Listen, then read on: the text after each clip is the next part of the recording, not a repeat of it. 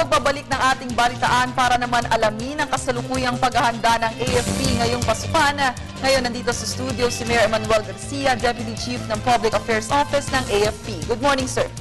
Good morning, Pia, at magandang umaga rin sa ating mga televiewers. Okay, sir, ano ang paghahanda ng AFP para matiyak itong magandang pagbubukas ng paaralan o eskwela ngayong Brigada Eskwela 2013?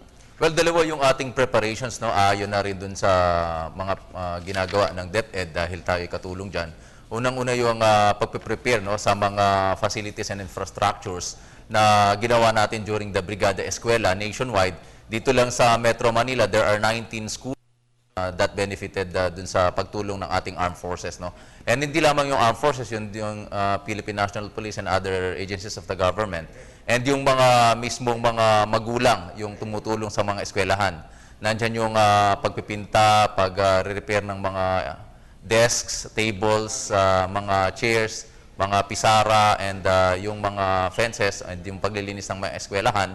Ginagawa yan ng ating mga kasundaluhan, katulong yung ating mga taong bayan, and then yung mga teachers, of course, para naman pagpasok ng ating mga estudyante, mahusay, no? Maganda yung environment at hindi na sila mismo yung maglilinis. Kasi noong tayo ang nag-aaral, pag unang pasukan, wala mo ng aral yan, yung mga estudyante mismo ang naglilinis. Ngayon, iba na.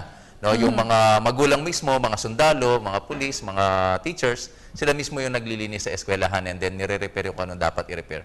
Okay. Pangalawang pag-prepare, sige, Pia. No, sir. Sige, continue lang po, sir. Ang second naman natin na preparation ay regarding the security aspect, kung saan yung ating mga sundalo at kapulisan, no, in support to DepEd sa Oplan, Balik Eskwela, ay bumubuo rin ng mga task forces in different communities para masiguro na safe yung pasukan. Kasi yung unang-una, first week siguro confusion pa ang mangyayari dyan dahil maraming mga hindi pa alam kung saan talaga papasok, maraming mga dapat na impormasyon na malaman. Ang DepEd ay merong interagency task force dyan, no? Information center sila dyan sa Pasig, and then dun sa mga specific na eskwelahan, meron din. And then, yung iba't ibang mga government agencies like itong DND, DILG, ang DPWH, ang DSWD, kasama yan sa interagency task force para magbigay tulong.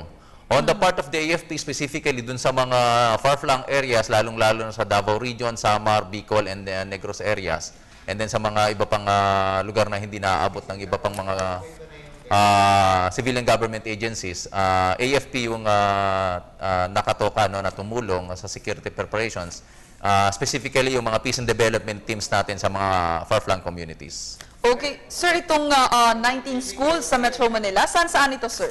Well, ang 19 schools, marami, no?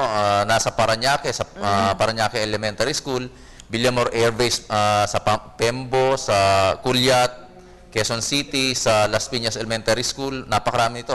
Upper Bicutan, Makati Science High School, Atienza Elementary, Laurel, Philippine National School for the Blind, Casarinlan Elementary School, Tenejeros National High School, Philippine School for the Deaf in Pasay City, Pasola Elementary School, sa Valenzuela, Don Quintin Paredes High School, sa ano naman to, Quezon City, sa Atienza Elementary School, sa Makati Science High School, sa JP Laurel High School, sa dami nito. Maubos yung oras natin. Oo nga, sir. Sir, hindi naman po ito yung first time na tumulong ang AFP sa pagkukumpuni ng ilang kagamitan dyan sa ilang classrooms. Tama po ba, sir? Yes, hindi ito yung first time, no? Previous years, ginagawa na natin yan, no? Yes. Hindi lamang sa Metro Manila, sa iba pang lugar, no? In Angeles City alone, there were 6, no, na nag-benefit dyan, yung Angeles City National High School and its affiliates and annexes na mga eskwelahan, no? Sa iba pang lugar, like yung Davao Region, marami dyan, yung 10th Infantry Division and the Eastern Mindanao Command and the 4th Infantry Division ay nagtutulong-tulong dyan sa paggawa, no, ng mga repairs and pagtulong dun sa mga eskwelahan. Okay, sir. Kailangan pa ba natin ang tulong ng ilang ahensya sa inyong aksyon ngayong Brigada Eskwela 2013?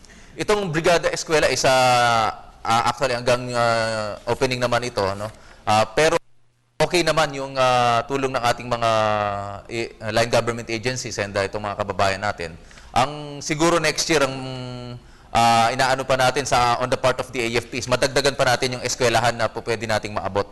Kasi dito sa NCR, 19, baka dagdagan natin mga additional 10 or at least mga makaabot tayo mga 40 siguro. Okay, sir, on your own assessment, ano kaya yung ilang pang probinsya o ano yung mga lugar na kailangan pang paghandaan ang kanilang in terms of security at paghandaan din yung ilang kagamitan sa eskwelahan? In terms of kagamitan, we do not have the exact data. Ang DepEd ang meron yan. At kanila naman itong tinutugunan, no? Yung mga paggawa ng mga eskwelahan and then mga facilities, kasama din tayo. Pero on the part of the security part, focus pa rin tayo dun sa Davao or Eastern Mindanao region, no? Dito sa Samar area, dito sa Bicol area, at saka sa Negros area. Yun yung apat na areas na tinitingnan natin. Okay, Major, masarap pa sana pag-usapan ang pagbubukas ng eskwela pero kulang na po tayo sa oras. Maraming salamat, Yes, Major Pia, Garcia. pahabol lang, no? Okay, Merong sir. Go ahead. tayong didatnan kanina, kaya nali tayo rito. Pinapanawagan natin yung mga kamag-anak ni Arlito Cristobal, 75 years old, Luna, Manila, white polo shirt ang suot with blue checkered shorts. Nabundol po siya ng isang white Tamaraw FX doon sa may Ermin Garcia, nadatnan po natin. Kinuha na po natin at dinala natin sa Viluna Medical Center para mabigyan ng paunang lunas. And panawagan po, National Flag Days po. So hanggang at end po ng June ay mag-display po tayo ng ating pambansang watawat upang ipakita natin yung ating suporta sa ating bayan at maipakita natin na ating sinasaluduhan at pinaparangalan yung mga nagbuwis ng buhay at nakipaglaban para sa kalayaan ng ating bayan. Okay, maraming salamat, Major, sa inyong oras para ngayong umaga. At yan nga po si Major Emmanuel Garcia, PIO ng Armed Forces of the Philippines.